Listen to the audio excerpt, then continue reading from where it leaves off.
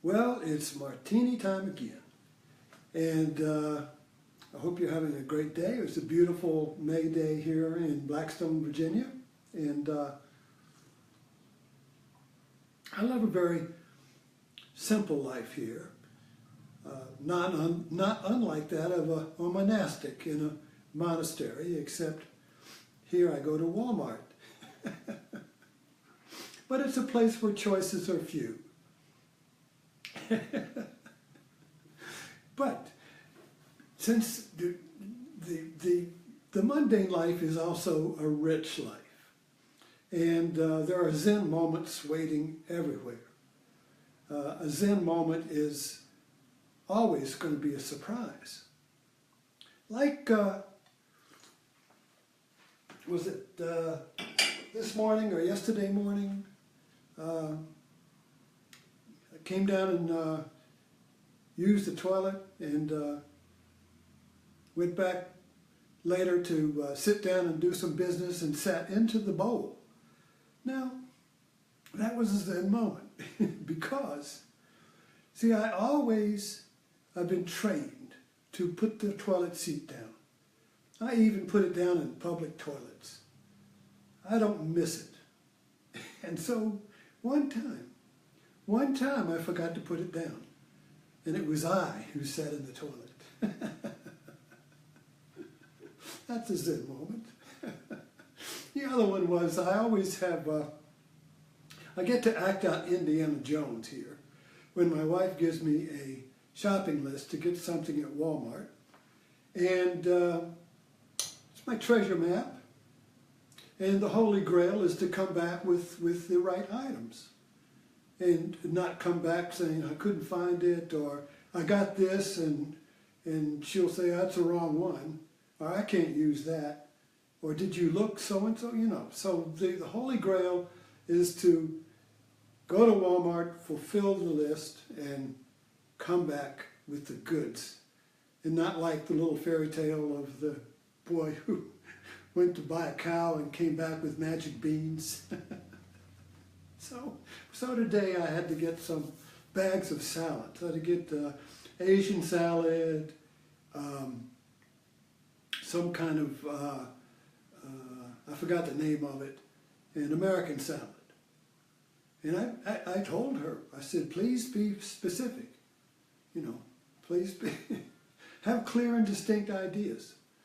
So I went to the salad bar, and one item I could not find. I did find the Asian coleslaw, but the American salad I couldn't find.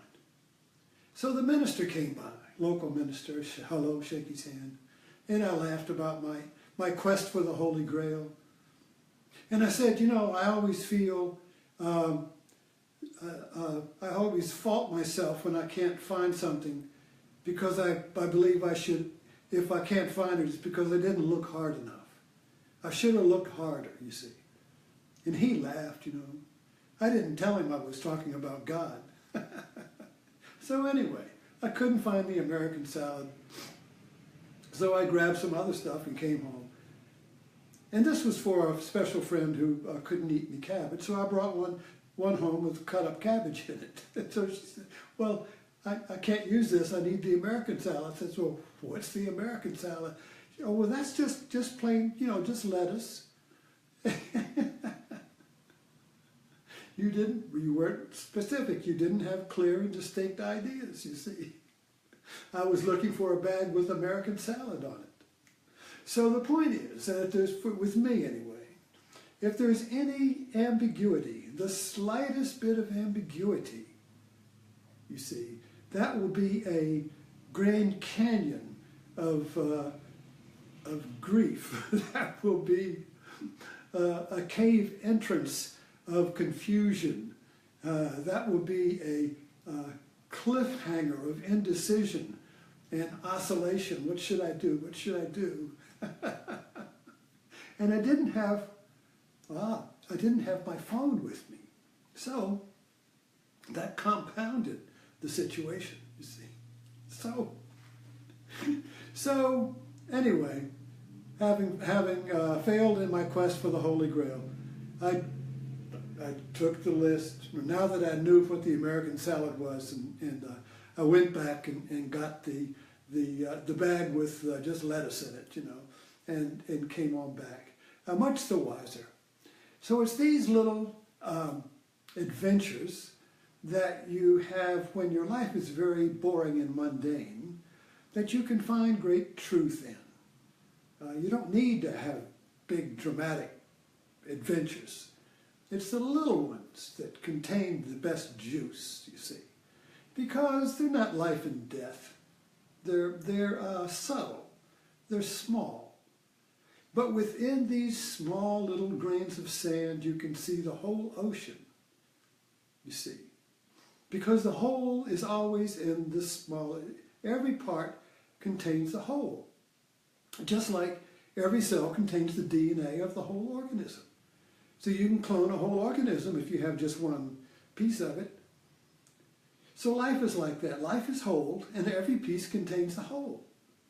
So these little pieces of your mundane life, your little boring small town life, whatever it is, your everyday mind is enlightenment. That's what the Zen master said. Everyday, what is enlightenment, master? He said everyday mind. Your everyday mind is the key to enlightenment. And what is enlightenment? Well, enlightenment is awakening. And what is awakening? Awakening means to abide in your life. It means to let life come through you. That you're not in life. You are life manifesting itself in all of these wonderful little mundane acts, particularly in marriage, you see.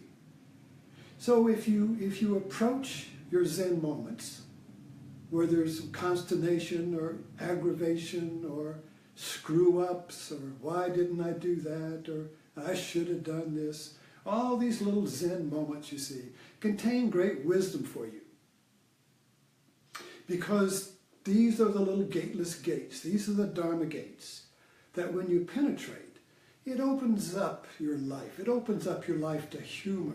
It opens up your life to joy. It opens up your life to creativity. It opens up your life to insight.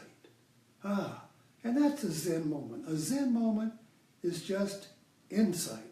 Aha, I sat in the toilet. I left the seat up.